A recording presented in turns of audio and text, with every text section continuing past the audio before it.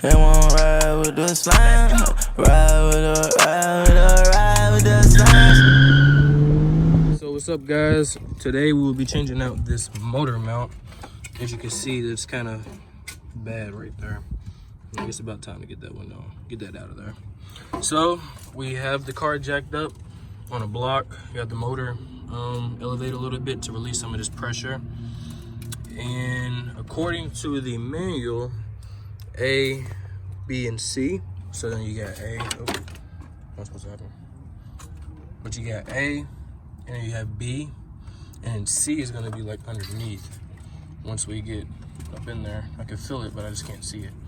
But C is gonna be underneath. So I will update you guys once we get it off. And we have a new one already in, so we're gonna hopefully be able to knock this all out in one going.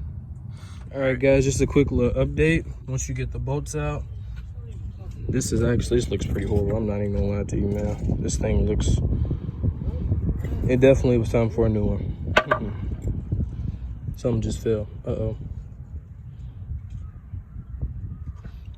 Well, like I was saying though, this thing looks horrible. You wanna slap this new one on? So I'm gonna go ahead and slide this puppy in.